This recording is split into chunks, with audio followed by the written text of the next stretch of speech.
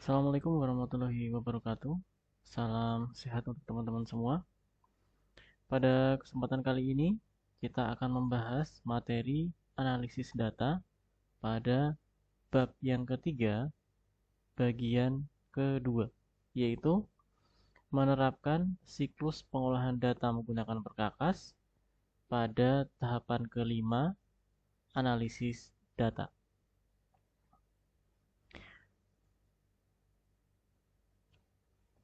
Nah, kemarin kita sudah membahas mengenai tahapan keempat dari analisis data, yaitu pembersihan data. Nah, setelah pembersihan data dilakukan, kita mendapati data yang kita miliki itu sudah bersih atau sudah tidak ada error lagi di dalamnya. Nah, kemudian apa yang harus kita lakukan selanjutnya? Nah, kita akan membahas tahapan lanjutan dari tahapan keempat, yaitu kita akan masuk tahapan kelima, yaitu analisis data.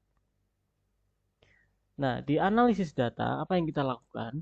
Nah, di sini kita melakukan atau kita mengeksplorasi atau mengekstrasi atau berusaha menggali informasi atau mendapatkan informasi dari data yang kita miliki.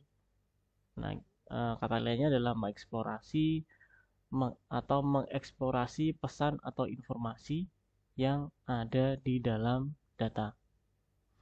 Nah, data dianalisis menggunakan alat analisis data. Dalam hal ini, kita menggunakan program aplikasi, yaitu Microsoft Excel, untuk memudahkan dalam memahami, menafsirkan, dan mendapatkan kesimpulan gitu ya, yang sesuai dengan tujuan analisis data yang dimaksud. Nah, secara prinsip dalam dunia analisis data itu terdapat 4 jenis teknik dasar analisis data, yaitu yang pertama ini berurutan gitu ya teman-teman ya. Jadi analisis deskriptif, analisis diagnostik, analisis prediktif, dan analisis preskriptif. Nah, namun pada materi ini kita hanya akan membahas teknik dasar atau teknik pertama dari eh, analisis data, yaitu analisis deskriptif. Nah, apa itu analisis deskriptif? Nah, menurut Sugiono disebutkan bahwa analisis deskriptif ini adalah statistik yang digunakan untuk menganalisa data dengan cara mendeskripsikan, gitu ya, mendeskripsikan atau menggambarkan data yang telah terkumpul sebagaimana adanya tanpa bermaksud membuat kesimpulan yang berlaku untuk umum atau generalisasi. Jadi pada prinsipnya analisis deskriptif ini sifatnya adalah rangkuman. Jadi merangkum data, mensederhanakan data. Gitu ya. Jadi saya biasanya menyebutnya analisis deskriptif ini adalah analisis untuk mendapatkan gambaran umum rangkuman dari sekumpulan data. Nah, di situ contohnya menunjukkan jumlah siswa laki-laki dan perempuan di sebuah kelas, menunjukkan nilai rata-rata tes sumatif mapel tertentu di sebuah kelas, dan sebagainya. Jadi, secara prinsip, analisis deskriptif ini hanya memberikan deskripsi atau rangkuman dari data. Jadi, bentuk sederhana dari data itu sendiri. Gitu. Jadi, daripada orang lain itu membaca datanya satu persatu, maka kita sebagai orang yang bisa melakukan analisis itu membuatkan rangkumannya. Jadi bentuk sederhana dari data tersebut yang merupakan eh, rangkuman. Nah, kemudian kita akan membahas beberapa fungsi analisis deskriptif di Microsoft Excel. Nah, ini lebih ke fungsi statistik karena di sini pembahasan analisis deskriptif yang kita pakai itu tipenya yang kuantitatif. Artinya, jadi analisis deskriptif itu ada dua, ada yang kuantitatif dan kualitatif. Untuk yang kuantitatif, ini sifatnya datanya itu bersifat numerik atau angka, sehingga bisa dikenai operasi aritmatika. Nah, di sini kita akan bahas fungsi statistik yang ada di Microsoft Excel. Yang pertama adalah fungsi average yang dipakai untuk menghitung rata-rata. Kedua adalah median, menampilkan nilai tengah. Kemudian fungsi mode untuk menampilkan nilai yang sering muncul. Fungsi mode ini kalau di Excel yang versi 2019 ke atas itu nanti nama fungsinya agak sedikit berbeda ya teman-teman ya. Nanti mode kemudian titik SNGL. Kemudian yang keempat ada fungsi count. Fungsi count ini dipakai untuk menghitung banyaknya sel yang berisi data angka. Nah, di sini hanya data angka saja dari kumpulan nilai. Jadi fungsi count ini hanya bisa menghitung sel yang ada nilai angkanya. Kalau ada sel yang nilainya itu bentuknya teks, itu tidak akan dihitung, atau tidak ada nilainya, tidak akan dihitung juga. Kemudian yang kelima, fungsi count A, dia akan menghitung banyaknya sel yang tidak kosong. Tidak kosong, berarti entah itu nilainya berupa angka atau huruf, akan bisa dihitung oleh fungsi count A. Kemudian count if dipakai untuk menghitung sel berisi nilai yang kita tentukan. Jadi berapa banyak jumlah sel yang nilainya itu sama dengan kriteria yang kita tentukan. Nah, kemudian nanti ada fungsi min untuk menghitung nilai minimal. Kemudian ada fungsi max menghitung nilai terbesar. Dan fungsi sum untuk menghitung penjumlahan. Nah, kita akan coba fungsi statistik ini di praktikum 04. Nah, di praktikum 04 ini sudah ada beberapa sheet ya. Ada sheet data 1, kemudian sheet 1, 2, 3, kemudian data 2, dan sheet 4.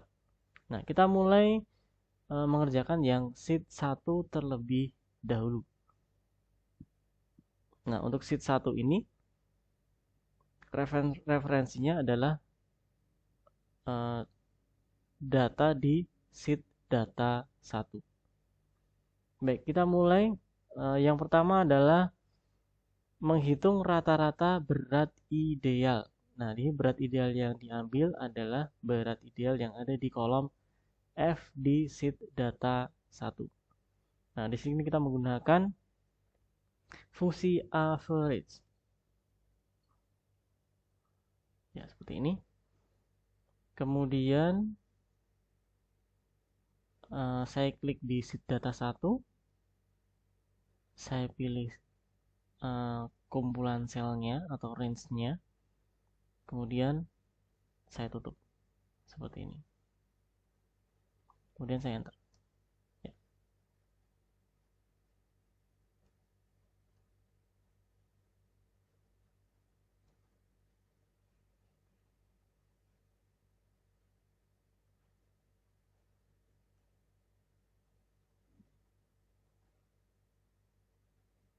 Oke. Jadi rumusnya seperti ini teman-teman. Sama dengan kemudian average, kemudian kita mengambil referensi dari sheet data 1 di kolom atau di rank cell F2 sampai F11. Hasilnya ada 54,65. Ini satuannya kilo ya teman-teman. Kemudian kita coba berikutnya nilai tengah dari berat ideal. Nah, nilai tengah tadi kita menggunakan min ya.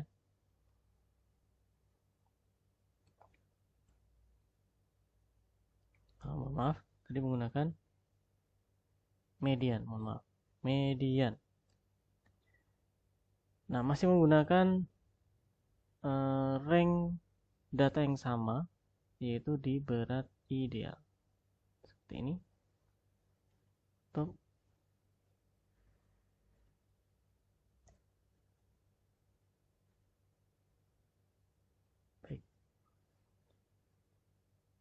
Baik, nilai tengahnya adalah 58,5.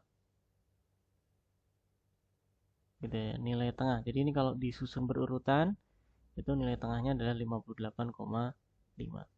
Jadi berurutan dari kecil ke besar gitu ya teman-teman ya. Atau dari besar ke kecil. Nanti nilai tengahnya adalah 58,5. Berikutnya, data berat ideal yang sering muncul. Nah, ini kita menggunakan mode seperti tadi saya sampaikan, kalau yang versi 2019 ke atas itu dia pakainya mode .sngl. Nah, kalau yang 2019 ke bawah ini menggunakan yang mode. Tapi sebenarnya ini juga bisa kita pakai. Nah, karena saya contohnya tadi menggunakan mode, maka kita coba menggunakan mode. Ya, seperti ini. Kemudian datanya masih sama, menggunakan yang berat ideal. Seperti ini. Saya tutup.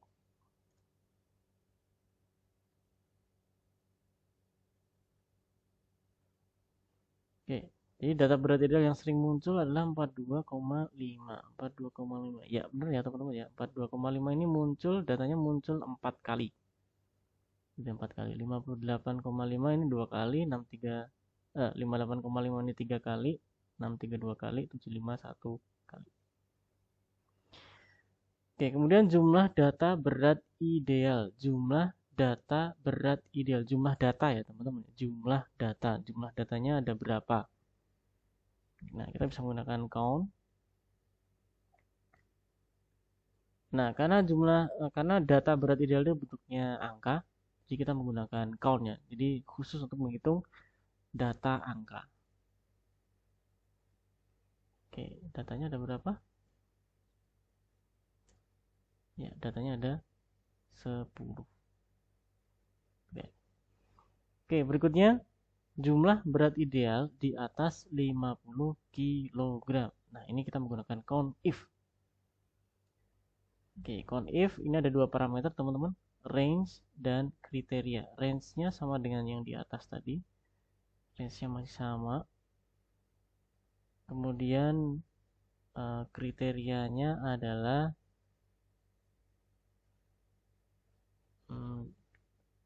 lebih dari 50. Seperti ini.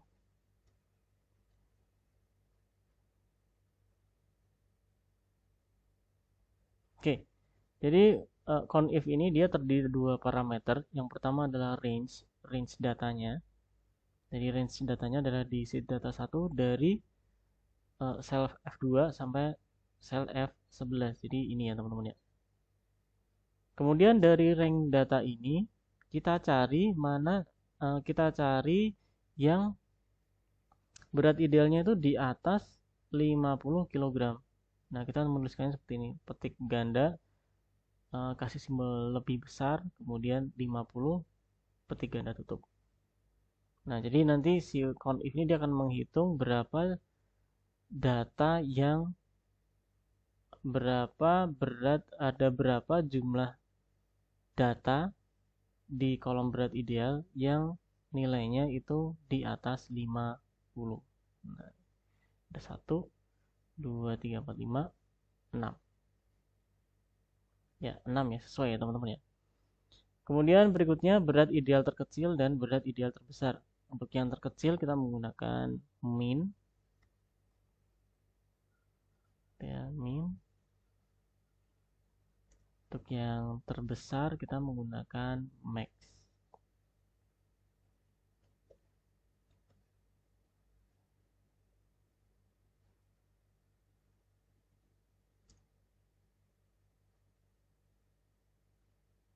Baik. Oke, kita sudah menyelesaikan untuk yang sheet pertama. Baik. Berikutnya kita akan bahas sheet yang kedua. Sheet yang kedua ini berkaitan dengan fungsi logika, yaitu if. Nah, fungsi if ini dipakai untuk menghasilkan nilai tertentu, gitu ya, jika kondisi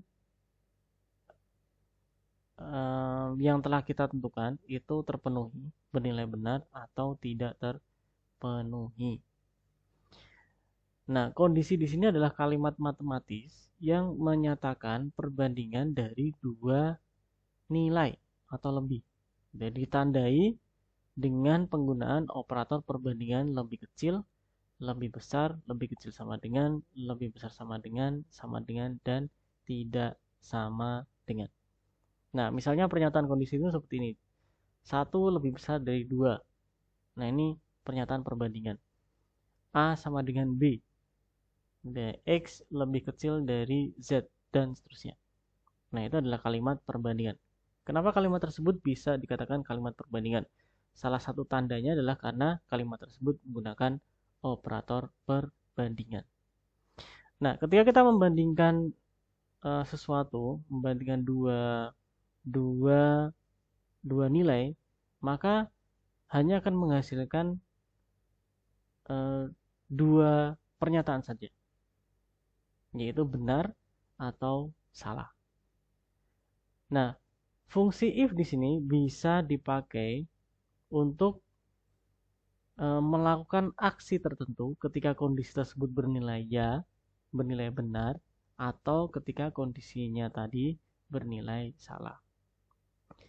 Nah, cara kerjanya, fungsi if ini yang pertama akan melakukan pengujian logika dulu terhadap kondisinya. Nah, di mana seperti tadi saya sampaikan bahwa uji logika ini hanya akan menghasilkan nilai benar atau salah saja dari pernyataan ini. Jadi pernyataan 1 lebih besar dari 2. Ini kan bernilai benar, gitu ya. A lebih besar dari B. Nah, ini kan kemungkinannya cuma benar atau salah. Kalau A-nya nilainya 1, B-nya nilai 2, maka hasilnya salah. Kalau A-nya 1, kemudian B-nya 1, maka A sama dengan B bernilai benar. Gitu ya.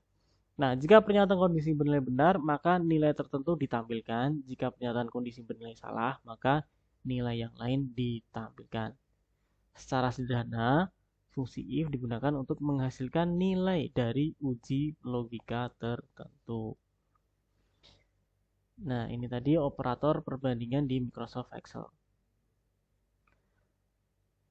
Nah, bentuk penulisan fungsi if ini seperti ini, teman-teman. Bentuk standarnya atau bentuk basicnya. Yang pertama adalah nama fungsinya, yaitu if, kemudian pernyataan logika atau kondisi tadi, kemudian nilai jika kondisinya terpenuhi, kemudian nilai jika kondisinya tidak terpenuhi. Nah, bagian tes logika adalah pernyataan kondisi dalam bentuk kalimat perbandingan. Ingat, harus kalimat perbandingan ya teman-teman ya. 2. Bagian kondisi terpenuhi adalah nilai yang akan ditampilkan jika pernyataan kondisi itu bernilai benar. Jadi kalau tes logikanya itu tadi bernilai benar, maka bagian ini yang akan ditampilkan. Sebaliknya, jika kondisi ini bernilai salah, maka bagian ini yang akan ditampilkan. Nah, bagian kondisi tidak terpenuhi adalah nilai yang akan ditampilkan jika pernyataan kondisi bernilai salah. Misal, di situ di sel A1 itu berisi nilai 90. Kemudian di situ ada formula seperti ini, sama dengan if A1 lebih besar sama dengan 75, lulus, tidak lulus. Nah, bisa diasumsikan bahwa rumus ini dituliskan di sel B1, jadi di sampingnya. Nah, fungsi di atas itu akan menghasilkan nilai lulus. Loh, kok bisa? Karena di sel A1, nilai A1 itu nilainya 90. Nah, 90 lebih besar dari 75. Nah, pernyataan kondisi ini bernilai benar. Maka, karena pernyataan kondisinya bernilai benar, maka kondisi terpenuhi ini yang akan ditampilkan.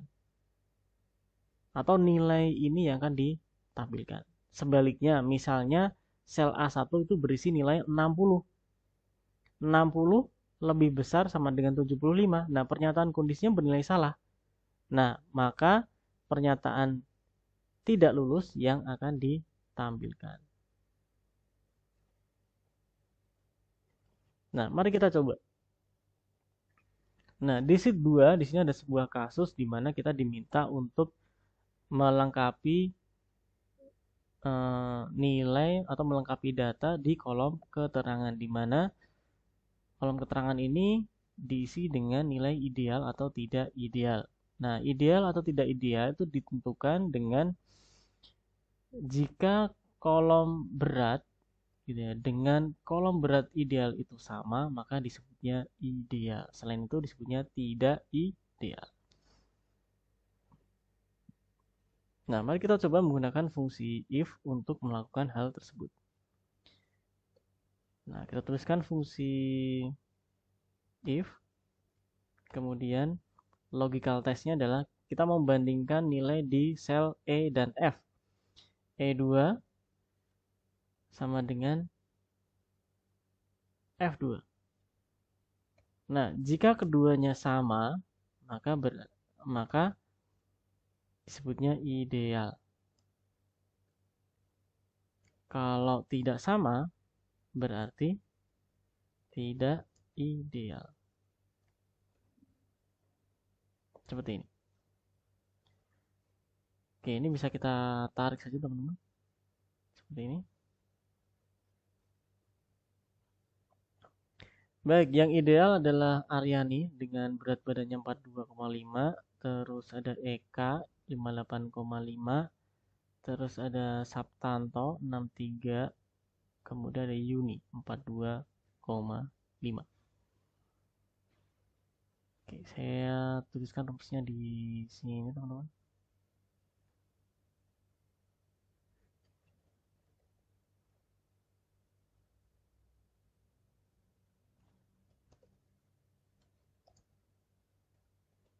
Oke, saya ambil satu contoh saja rumusnya. Ya. Oke, jadi rumusnya ini ya. Nah, jadi fungsi if di sini dia akan melakukan uji logika pada kondisi ini. F2 sama dengan G2. F2-nya berapa? 70. G2-nya berapa? 75. Sama nggak? Nggak sama ternyata. Ternyata kondisi F2 sama dengan G2, pernyataan F2 sama dengan G2 ini bernilai salah. Sehingga karena bernilai salah, maka nilai tidak ideal yang akan ditampilkan. Nah, kita coba lihat yang sebelahnya atau di bawahnya.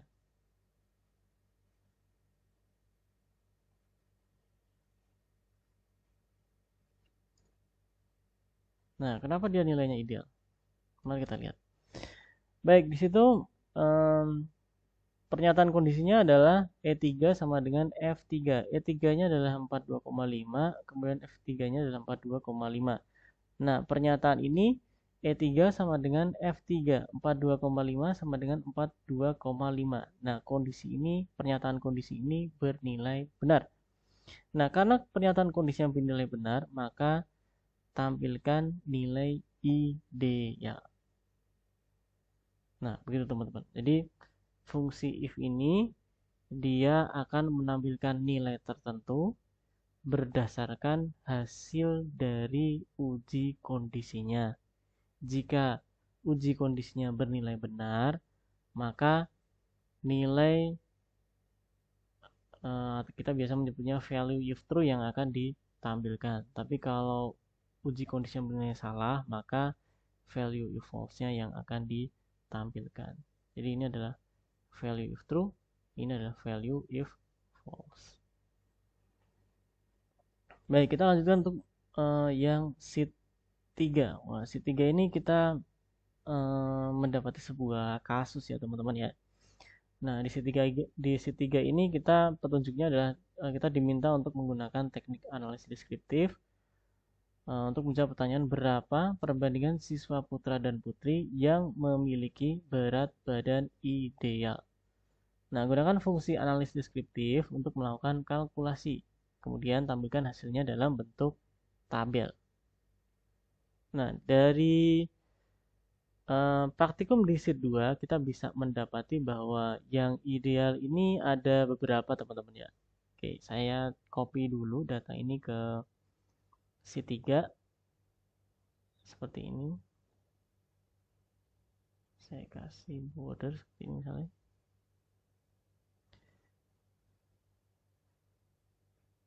Oke, seperti ini teman-teman. Nah, selanjutnya saya mau hapus data yang tidak ideal. Oke, saya hapus secara manual saja.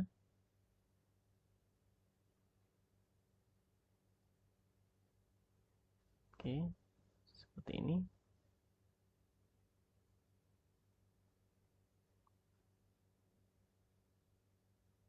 Oke, jadi di sini saya mendapati, karena tadi pertanyaannya berapa perbandingan siswa putra dan putri yang memiliki berat badan ideal.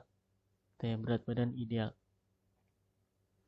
Oke, jadi di sini saya sudah mendapati yang berat badan idealnya adalah ada 4 orang ini.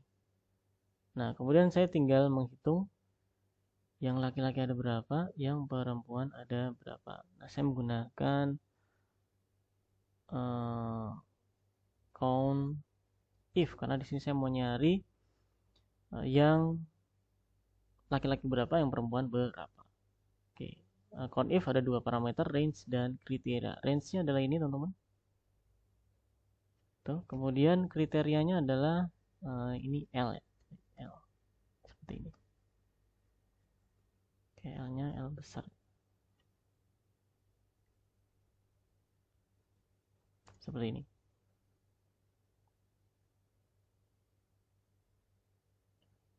Oke, ini saya tuliskan rumus. Rumusnya gimana? Rumusnya seperti ini.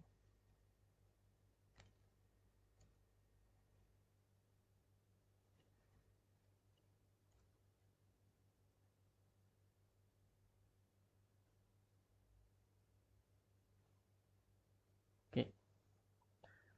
Kemudian ini saya copy. Ini count if ya, count if. Nah, ini saya mau nyari yang P.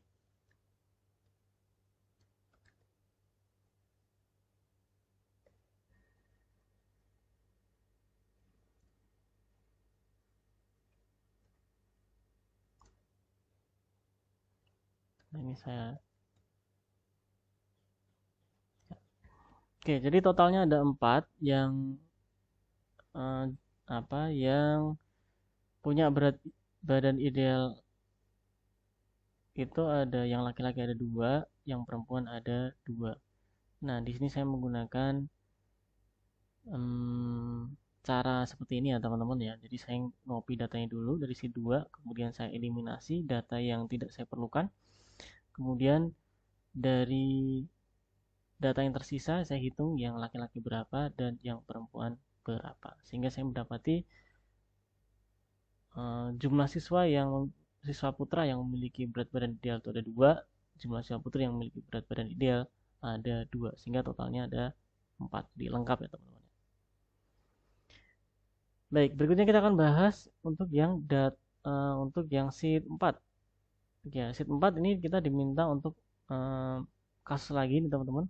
Kita diminta untuk menemukan informasi dari data di sheet 2. Ini mohon maaf di sheet 2 ya, teman-teman ya. Dari data sheet 2.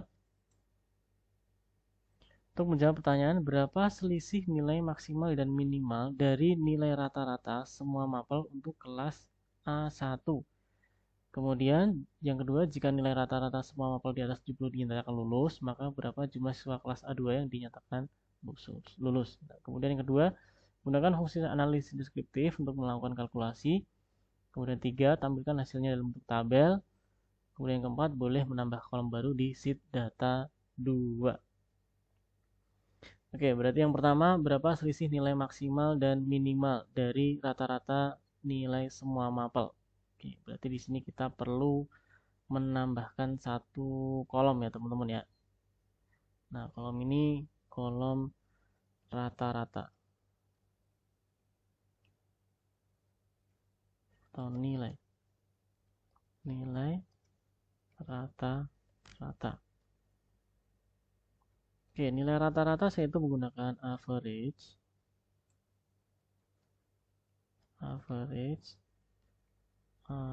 ini teman-teman, dari D2 sampai F2. Oke, seperti ini.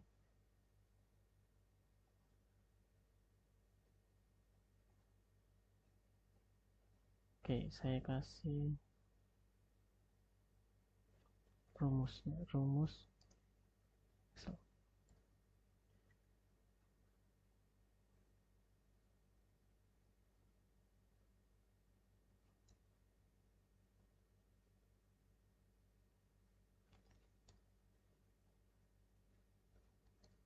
Baik, rumusnya adalah ini teman-teman.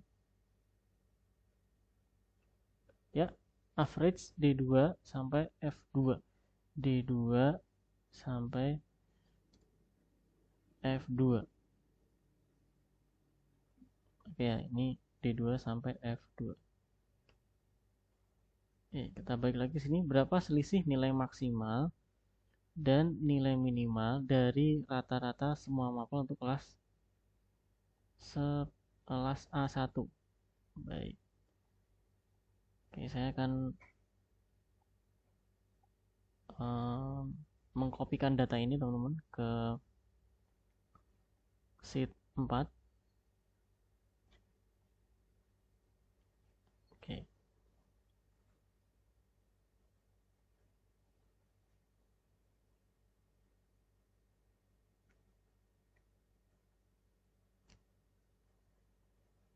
Baik, seperti ini. Kemudian saya eliminasi yang kelas A2. Ini 1, 2,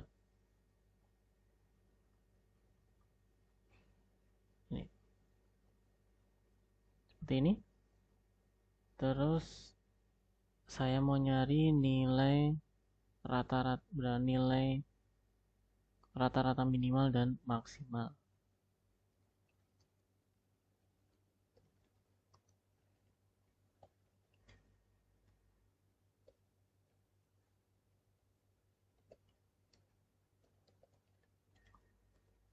Oke, nilai rata-rata maksimalnya saya menggunakan max seperti ini.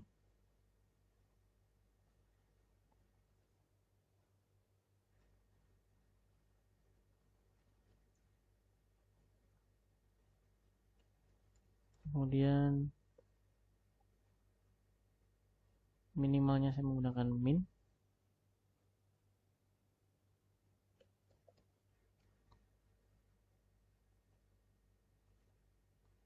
Seperti ini.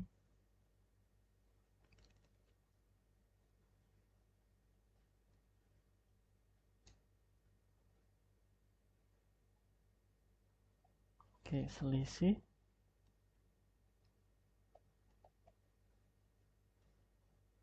Nah, ini tinggal saya minus saja ini, di minus ini.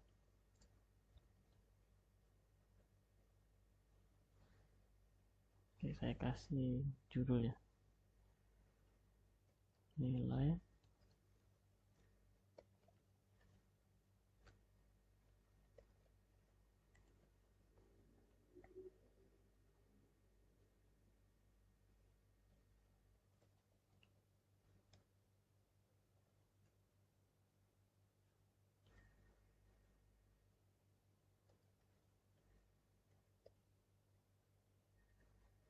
Nah, misalnya seperti ini ya teman-teman ya. Nanti bisa teman-teman modifikasi sendiri.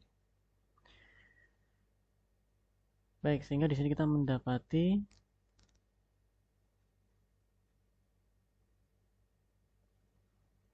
untuk jawaban yang pertama itu selisihnya adalah 15.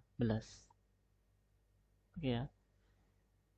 Selisih nilai maksimal dan minimal dari nilai rata-rata semua mapel untuk kelas A1 ini, dari kelas A1 semua ya teman-teman ya.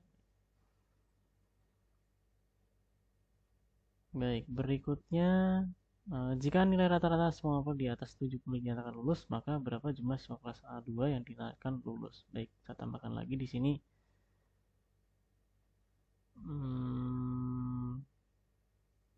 keterangan gitu ya. Oke, saya copy dari sini aja.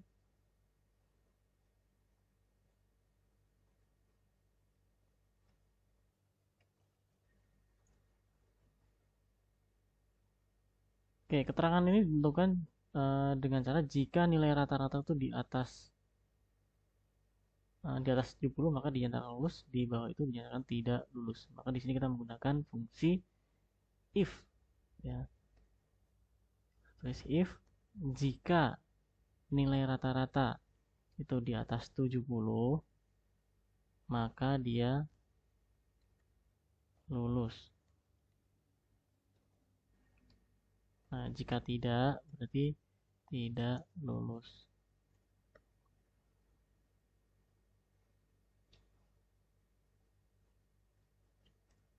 Ya. Oke, saya blok seperti ini.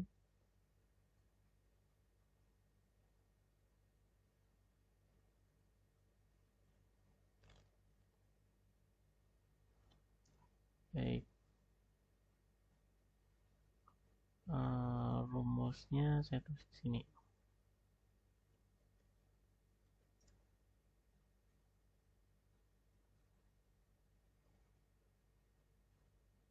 Oke, jadi rumusnya seperti ini, teman-teman. Nah, jika nilai rata-rata di sini itu lebih dari 70, maka dia dinyatakan lulus. Jika tidak, berarti tidak lulus. Nah, ini ternyata lulus semua kecuali yang ini. Ya, benar ya. Baik, saya copy lagi nilainya.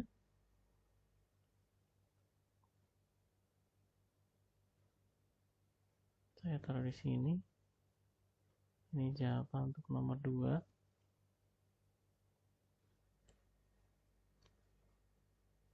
Saya copy juga ini keterangan. Tambahkan di sini.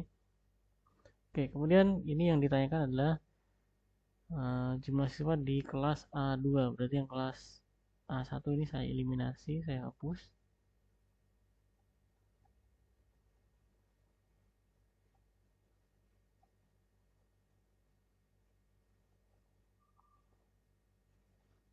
Oke, kemudian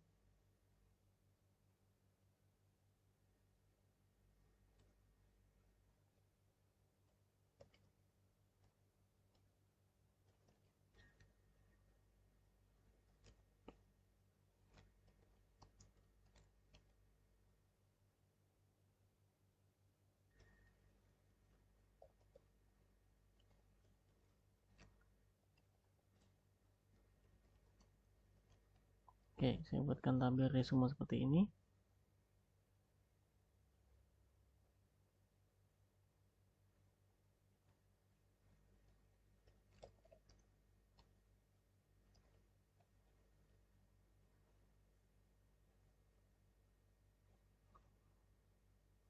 Saya tambahkan jumlah.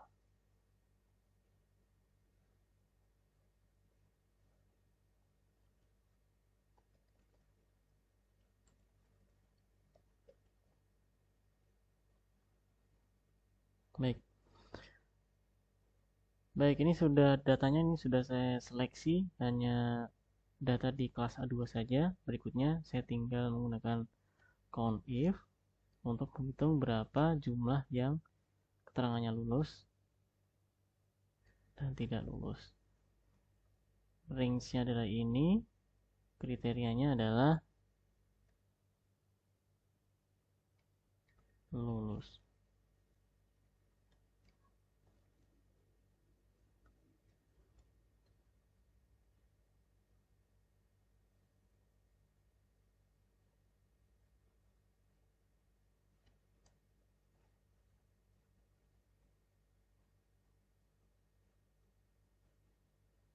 Oke, ini ada kesalahan nih teman-teman. Baik, ini ngambilnya bukan di sel F, tapi di sel G. Oh, maaf. Yep. Ya.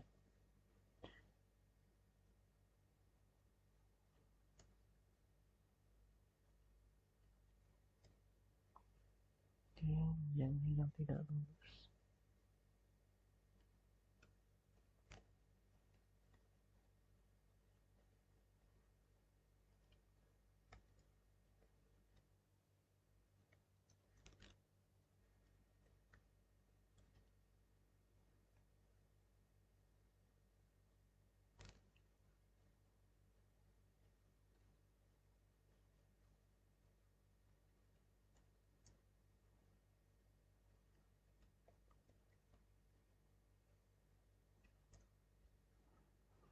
Baik, teman-teman, di sini saya menggunakan fungsi countif lagi untuk menghitung berapa yang lulus dan berapa yang tidak lulus. Untuk yang lulus itu jumlahnya ada 5, benar ya. Kemudian yang tidak lulus itu tidak ada. Dari kelas A2 itu lulus semua.